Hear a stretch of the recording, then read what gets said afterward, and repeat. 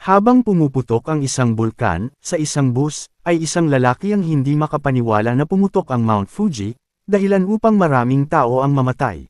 Oy ganda, nakita mo ba ang balita? Lahat ng laman ng Walmart at Alibaba ay naubos na. Sumagot naman ang isang lalaki na luman na ang balitang yan. Isinaad niya na natuyo na ang lawas sa Shenzhen, at ang bodega ng East Supermarket ay wala na ring laman. Hindi makapaniwala ang babae sa narinig niya, sapagkat ang lahat ng supply na iyon ay tiyak na nagkakahalaga ng daan-daang bilyon. Sa sandaling iyon, ay isang binatang nakaupo mag-isa ang biglang nagsalita. Sa totoo lang, ay dapat nasa trilyon ang halaga.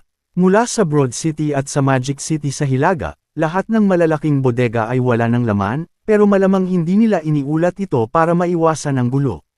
Naku po, sa lahat ng lindol at bulkan, baka ito na ang katapusan ng mundo, takot na sabi ng lalaki. Niloloko mo ba ako? Paano naman magiging ganoon? Kung talagang katapusan na ng mundo, ay magiging masaya pa nga ako, dahil doon lang magiging pantay-pantay ang lahat.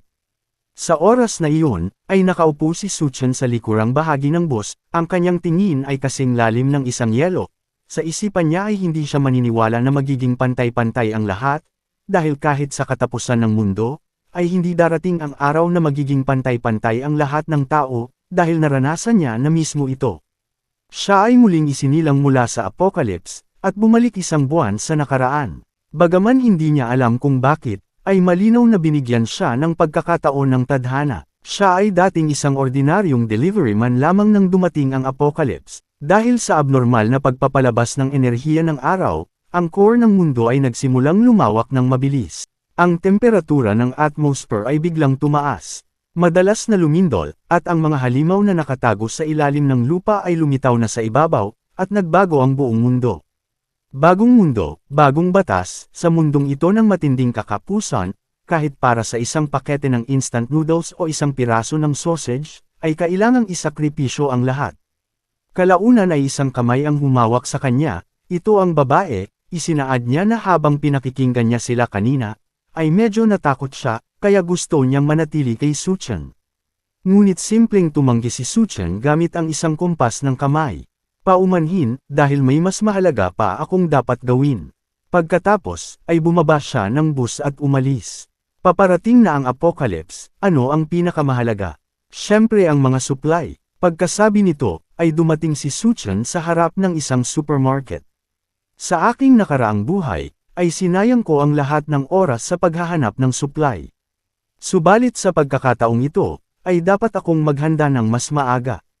Noong dumating ang apocalypse dati, ay maagang tumakas ang boss at nawala ang sahod ko. Kaya ang mga supply na ito ay parang kabayaran na rin sa akin, kaya mas mabuti pang kunin ko na. Lumapit siya sa mga estante at sa isang galaw ng kanyang kanang kamay, ay inilagay niya ang lahat ng supply ng warehouse sa kanyang special ability. Malalaman na ang special ability na kanyang nakuha sa kanyang nakaraang buhay ay muling bumalik sa kanya. Sa sandaling buksan niya ito, ay maaaring ipasok ang kahit ano sa isang napakalaking cube space na may sukat na 10,000 metro sa bawat gilid. Ginawa nitong napakadali para sa kanya ang kumuha ng supply ng walang bayad. Dahil sa kakayahang ito, ay nilimas ko ang 2 lawan ng sariwang tubig. Sa apocalypse, ay kahit isang pakete ng instant noodles ay isang kayamanan, lalo na ang sariwang pagkain. At sa espasyong ito, ay tumigil ang oras. Kaya mananatiling sariwa ang pagkain gaano man katagal ito nakatago. Sa wakas, ay hindi ko na kailangang kumain ng putik sa apocalypse tulad noong nakaraang buhay ko. Pagkatapos ay sinuli ni Suchen ang kanyang inventaryo ng supply. Dapat sapat na ito para tumagal ako sa apocalypse. Biglang pumasok ang boss sa warehouse kasama ang 2 empleyado at natagpuan nilang walang laman ang malaking bodega. Itinutok ng boss ang daliri sa kanya at sumigaw. Suchen, nasaan ang mga supply ng warehouse? Narinig ito ni Suchen at tumawa lang, sumagot siya na kinuha niya ang lahat. Galit na galit ang boss, ano ang ginawa mo, hayop ka, hulihin siya. Ngunit biglang naglaho si Suchen sa isang kisap mata gamit ang kanyang kakayahang lumukso sa espasyo, at napahawak sa hangin ang empleyado. Pagkatapos, ay lumapag si Suchen sa labas ng warehouse ng walang kahirap-hirap. Ang special ability ay hindi lang imbakan ng supply, kundi nagbibigay daan din sa kanya ng kakayahang lumukso sa espasyo na nasa 3 metro.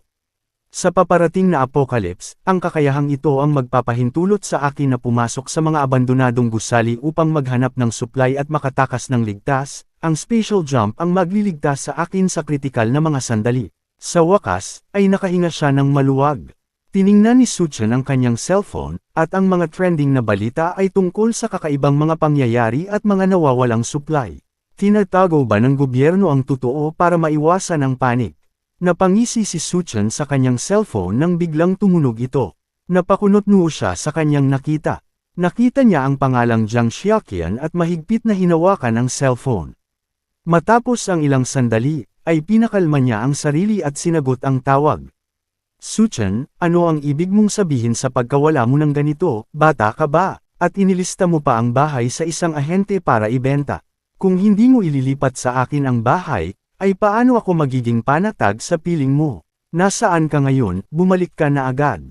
Ibigay mo sa akin ang bahay at maaari na tayong magpakasal sa susunod na buwan. May iba ka pa bang sasabihin? Tanong ni Suchan.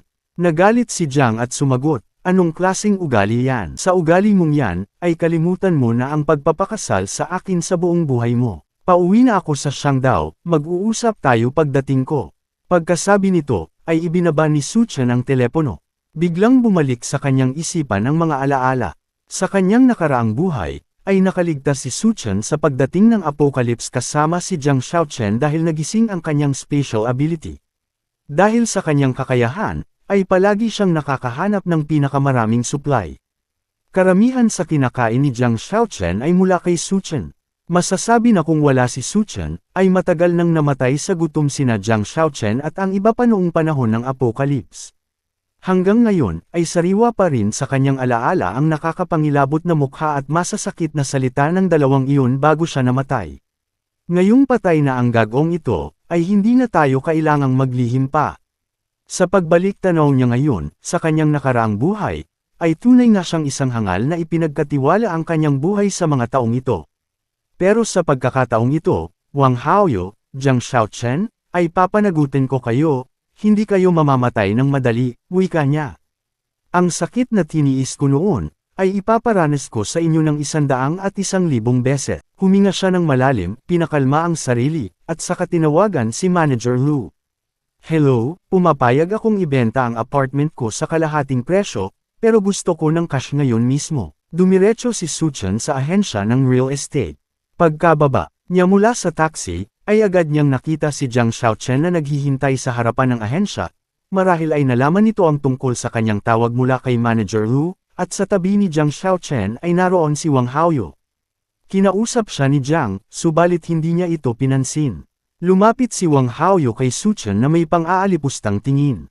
Sino ang nagbigay sa iyo ng pahintulot na ibenta ang bahay mo? Nakuha mo ba ang pahintulot ng girlfriend mo? Ilipat mo ang bahay sa pangalan niya ngayon din, dahil kung hindi, ay hindi ka na sisikatan ng araw. Biglang humakbang si Suchan, sinunggaban ang leeg nito, at inihampas sa lupa. May karapatan akong gawin ang kahit anong gusto ko sa ari-arian ko, wika niya. Napasigaw si Jiang Xiaoqian at dali-daling lumapit upang hilahin si Suchan palayo. Bitiwan mo siya, ano bang ginagawa mo? Tulong may pumapatay ng tao. Subalit bigla siyang sinampal ni Suchan ng malakas sa mukha. Namaga agad ang mukha ni Jiang Xiaoqian, at napaupo siya sa lupa. Tinitigan ni Wang Haoyu si Suchan na nanginginig sa takot, nakikiusap na pakawalan siya. Namamaos ang kanyang boses, hindi makabuo ng maayos na salita. Tinitigan ni Suchan ang unti-unting namumulang mukha ni Wang Haoyu, saka nagsalita, hindi ka mamamatay agad, kaya huwag kang mag-alala. Pagkatapos ay binitiwan niya si Wang Haoyu. Halos hindi ito makahinga, at walang tigil na umuubo si Wang Haoyu habang nakatitig kay Suchan. Dahan-daang pumasok si Suchan sa ahensya. Biglang natauhan si Jiang Xiaoqian, at saka galit na tumingin sa papalayong si Suchan. Suchan, lumuhad ka at humingi ng tawad bago pa ako magalit, kung hindi, ay habang buhay kang walang pag-asang mapang-asawa ako, sigaw niya. Ngunit nang lumingon si Suchan, ay parehong natakot ang dalawa at agad na nagsitakbuhan palayo. Sa loob ng ahensya, ay mahinang nagsalita si Manager Lu kay Suchan. Masayang-masaya si Manager Lu, sapagkat ang isang bahay na nagkakahalaga ng mahigit 1 milyon, ay ibinebenta lang ni Suchan sa halagang 700,000. Ibebenta ito ni Suchan pero kailangang cash lahat ng bayad. Tumungo si Manager Luo, oo tatawagan ko ang kasamahan ko ngayon din para mapirmahan natin ang kontrata at mailipat agad ang pera. At kalaunan ay natanggap na ni Suchan ang pera. Patuloy nang nagaganap ang iba't ibang sakuna sa buong mundo. Ang Shangdao ay nasa gitnang bahagi ng bansa, malayo sa lindol, tsunami, pagputok ng bulkan, at iba pang kalamidad. Dahil din sa patuloy na pagtanggi ng gobyerno, ay nananatiling maayos ang pamumuhay dito. Matapos makuha ang pera, ay pabalik na si Suchan sa kanyang lugar. Subalit sa sandaling iyon, ay napansin niya ang mga poster tungkol sa mabilisang pautang na nakapaskil sa isang poste. Kaya kaagad siyang tumawag at sumakay ng taxi papunta roon. Sa pagdating niya sa opisina ng pautang, ay isang matabang lalaki ang nakaupo sa loob. Pagkakita sa kanya, ay saglit niyang naalala na ang lalaking ito ang tinatawag na kuya ni Wang Haoyo. Wang Dehai ang pangalan niya, subalit kalaunan ay namatay ito sa isang mutant na halimaw. Inabot ni Suchan ang titulo ng bahay, at naningkit ang mga mata ni Wang Dehai. Isinaad ng mataba na 500,000 lang ang kaya nilang ipautang. Subalit kaagad na sumagot si Suchan, dagdagan mo pa ng 100,000 dahil kailangan ko ito ngayon. Huwag kang mag-alala, dahil 1 linggo lang, ay babayaran ko agad pag kumita na ako.